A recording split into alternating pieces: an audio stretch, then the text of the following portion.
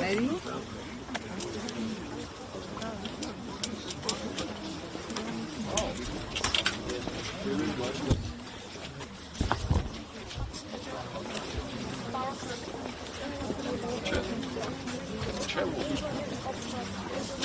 Ամեն տարի նույն նորությունները չեմ ուզում հարցազրույց տալ ուղղակի։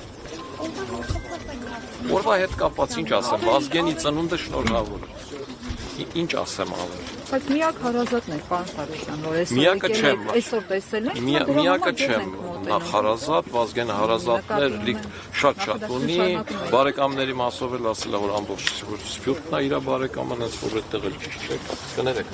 Վազգեն Սարգսյանը Արցախ էր ազատագրել, պարոն Սարգսյան, դուք այս մասով որ Արցախ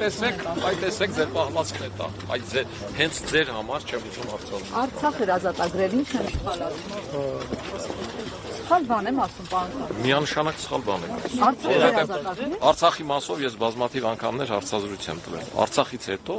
երբ որ Վազգենը Արցախն ազատեց, հոկտեմբերի 27 եղավ, դուք չեք հիշում ինչ եղավ։ Հիշում եմ, իհարկե հիշում եմ։ Սրտի մեջ ցավով եք հիշում։ Դե սրտի մեջ ցավով որ հիշում եք, ինչ եք ասում Արցախ էր ազատել։ Ինչն եք չէր ազատագրել Արցախ, պարոն Սարգսյան։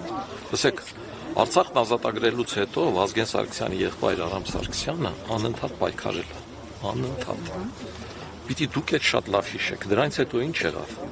Ավելի շատ գեներալներ տվեցին, քան կային լեյտենանտներ։ Այդ գեներալները սկսեցին արդեն, չգիտեմ, շատ թանկարժեք մեքենաներով ման գալ։ Հետո այդ գեներալները ու պետական պաշտոնյաները սկսեցին 1000 քառակուսիմետրանոց տներ ունենալ։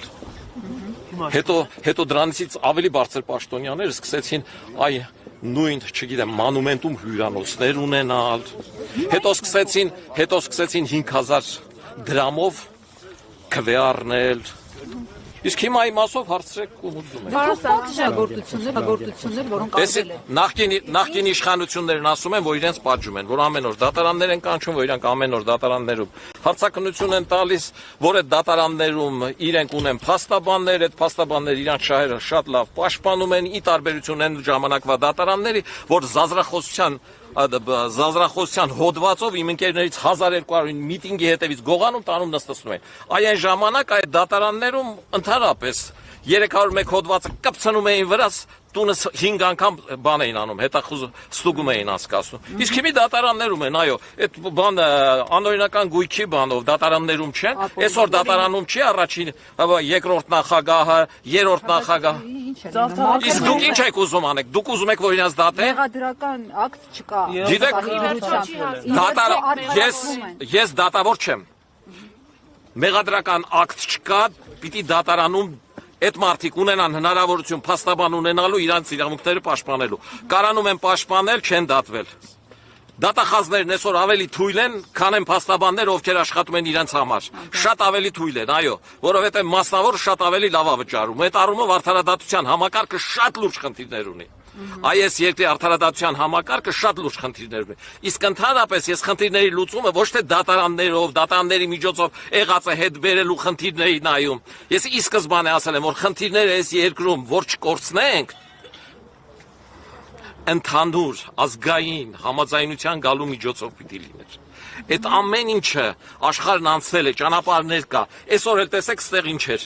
Էլի Վազգենն է միավորող։ Վազգեն այն ժամանակ չմիավորվողը միավորեց, արդյունքում ունեցանք հաղթանակ։ Այ Վազգեն ազատագրեց Արցախը, որտեղ չմիավորվողը այդ երկրապահի 1000 ու մի ջոկատներ, գրագետ, անգրագետ կարողացավ միավորել։ Այսօր էլ Վազգենը միավորում է։ Մենք եկել ենք այստեղ, հանրապետականն եկավ, հանրապետականի Տարոն Մարգարյանի հետ, Դավիթ Հարությունյանի հետ ողջագուրվեցինք էլ, բարևեցինք, ով միավորեց Վազգենը։ Ով էր Վազգենի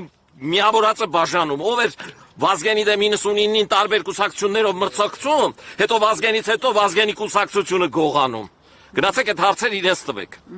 Լևոն Քոչարյանը, Ռոբերտ Քոչարյանի որդին է, եկեք։ Դե թողում եք ծննդյան օր։ Ջղայնացնում եք, ասում եք մի ջղայնացում։ Ախր ծնունդը կարելի չէ, չափ կա։ Ինչի ցանցում էի փոստի։